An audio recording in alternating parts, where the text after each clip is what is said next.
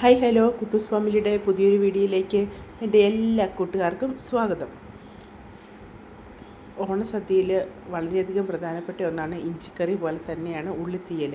ഇന്ന് വളരെ സ്വാദിഷ്ടമായിട്ടുള്ള ഒരു സദ്യ വിഭവമായ ഉള്ളിത്തീയലാണ് നമ്മളിത് തയ്യാറാക്കുന്നത്. ഇവിടെ ഒരു 1/2 കിലോ വരുന്ന ഉള്ളി തൊലിയൊക്കെ കളഞ്ഞ് കഴുകി വൃത്തിയാക്കി എടുത്തിട്ടുണ്ട്. ഇനി നമുക്കിതൊന്ന് വട്ടത്തിൽ ചെറുതായിട്ട് അരിഞ്ഞെടുക്കാം. കരിഞ്ഞെടുക്കുമ്പോൾ കഴിവതും കനം കുറച്ച് അരിയാൻ വേണ്ടി ശ്രദ്ധിക്കണം. പല അളവായി പോയാൽ വറുത്ത് കോരുന്ന സമയത്ത് കരിഞ്ഞു പോവും. കുറച്ച് ചെറുത് മൂക്കും ബാക്കി ചിലത് മൂക്കാതെ കിടക്കും. നമുക്കിതൊന്ന് വറുത്താണ് എടുക്കേണ്ടത്. നമുക്ക് ഒരു നെല്ലിക്ക വലുപ്പത്തിൽ ഇത്തിരി പുളി ഒന്ന് വെള്ളത്തിലിട്ട് വയ്ക്കാം. പിന്നെ നമുക്ക് ഇത്തിരി തേങ്ങാക്കൊത്ത് ചെറിയ കഷ്ണങ്ങളായിട്ടൊന്ന് അരിഞ്ഞെടുക്കാം. ഇത് നമുക്ക് വറുത്തെടുക്കാനുള്ളതാണ്. അപ്പോൾ കനം കുറച്ച് ചെറുതായിട്ട് വേണം അരിഞ്ഞെടുക്കാനായിട്ട്. ഈ പരുവത്തിലാണ് നമ്മൾ അരിഞ്ഞു വെച്ചിട്ടുള്ളത്. ഇനി നമുക്ക് ഉള്ളിത്തീയലിന് ആവശ്യമായിട്ടുള്ള അരപ്പിന് വേണ്ടി അരമുറി തേങ്ങ ചിരകി വെച്ചിട്ടുണ്ട്. ഇനി നമുക്കൊരു ചീനിച്ചട്ടി അടുപ്പത്ത് വെച്ച് വെളിച്ചെണ്ണ ഒഴിച്ച് അതിലേക്ക് ഈ ഉള്ളി ഒന്ന് വറുത്ത് കോരിയെടുക്കാം.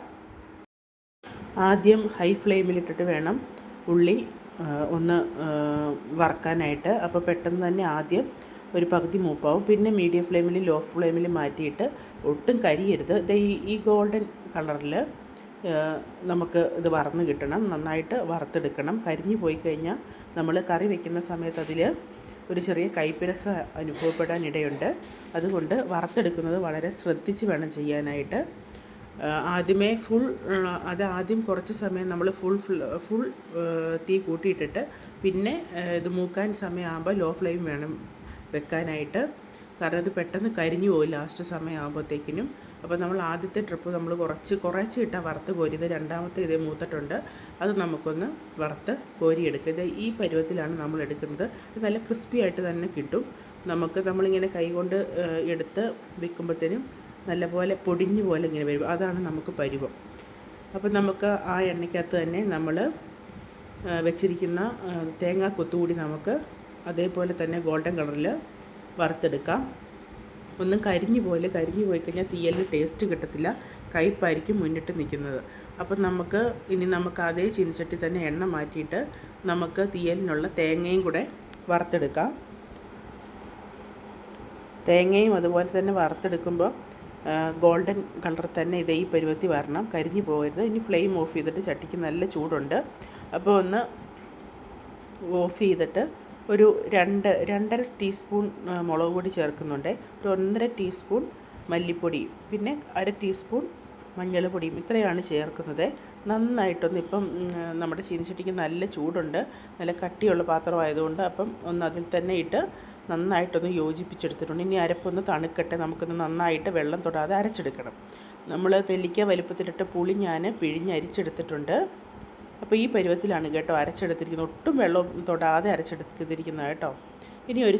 ഇനി ആ ചീനിച്ചട്ടിയിൽ തന്നെ നമുക്ക് ഒരു 2.5 ടീസ്പൂൺ വെളിച്ചെണ്ണ ഒഴിച്ചിട്ട് 1/2 ടീസ്പൂൺ കടുകിട്ട് 4 വറ്റൽമുളകും ഇട്ട് ഒരു പിടി കറിവേപ്പില ഇട്ട് ഒന്ന് കടുക് താളിച്ചെടുക്കാം.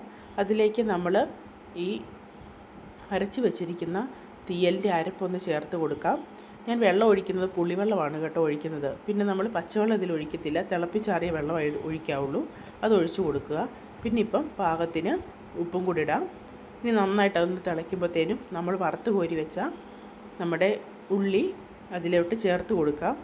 ഈ വെള്ളത്തിൽ കിടന്ന് വരുമ്പോഴത്തേനും ഈ വെള്ളമെല്ലാം ഇത്രയും വെള്ളമെന്ന് ഓർക്കണ്ട. ഇത് നമ്മൾ ഉള്ളി തിളച്ച് വറ്റി വരുമ്പോഴത്തേനും ഉള്ളി നമ്മുടെ പുളിവെള്ളമെല്ലാം വലിച്ചെടുത്തിട്ട് നല്ല വീർത്ത് വരും. അപ്പം ഇത് വെള്ളം കൂടി ഓർക്കണ്ട. അത് കുറച്ച് കഴിയുമ്പോൾ പാകത്തിന് വരും. നമ്മൾ വറുത്ത് വെച്ചിരിക്കുന്ന തേങ്ങാക്കൊത്തും കൂടി ഇതിലേക്ക് ചേർത്ത് കൊടുക്കാം. നന്നായിട്ടൊന്ന് ഇളക്കി യോജിപ്പിച്ച് കൊടുക്കാം. നന്നായിട്ട് ഇളക്കി പാകത്തിന് ഉപ്പൊക്കെ നോക്കി. ഇത് കണ്ടോ നമ്മുടെ തീയലിവിടെ കുറുകി വന്നിട്ടുണ്ട്. ഇതാണ് പരുവമെന്ന് പറയുന്നത്. കണ്ടോ കറക്റ്റ് പരുവത്തിന് വന്നിട്ടുണ്ട്. വളരെയധികം ടേസ്റ്റാണ്.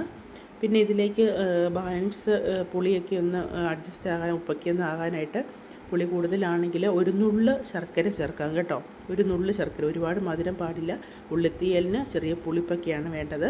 അപ്പോൾ ഒരു നുള്ള് ശർക്കരയും കൂടെ ചേർത്ത് ഇളക്കി യോജിപ്പിച്ച് വെച്ചിട്ടുണ്ട്. അപ്പോൾ നമ്മുടെ കണക്കിന് നമ്മുടെ അതീവ ടേസ്റ്റുള്ള ഉള്ളിത്തീയലാണ്. എല്ലാവരും ഒന്ന് ഉണ്ടാക്കി നോക്കണം. ഈ ഓണത്തിന് നമ്മുടെ ഉള്ളിത്തീയൽ ഒന്ന് ഉണ്ടാക്കി നോക്കൂ. എല്ലാവർക്കും ഇഷ്ടപ്പെടും. ഇഷ്ടപ്പെട്ടാൽ ലൈക്ക് ചെയ്യാനും കമൻറ്റ് ചെയ്യാനും ഷെയർ ചെയ്യാനും മറക്കരുത്. ഉണ്ടാക്കി നോക്കിയിട്ട് നിങ്ങളുടെ വിലയേറിയ അഭിപ്രായം കമൻറ്റ് ബോക്സിൽ രേഖപ്പെടുത്തണം. അപ്പോൾ നമ്മുടെ ഈ ഓണസദ്യക്ക് അടിപൊളി ഒരു വിഭവമാണ് ഉള്ളിത്തീയൽ എന്ന് പറയുന്നത്. ഇത് പല സ്ഥലത്ത് പല രീതിയിൽ വെക്കുന്നുണ്ട്. നമ്മൾ വെക്കുന്നത് ഈ രീതിയിലാണ്. അപ്പോൾ എല്ലാവർക്കും ഇഷ്ടമായെന്ന് വിചാരിക്കുന്നു. മറ്റൊരു വീഡിയോ ആയിട്ട് വരും വരെ എല്ലാവർക്കും ടാറ്റാ.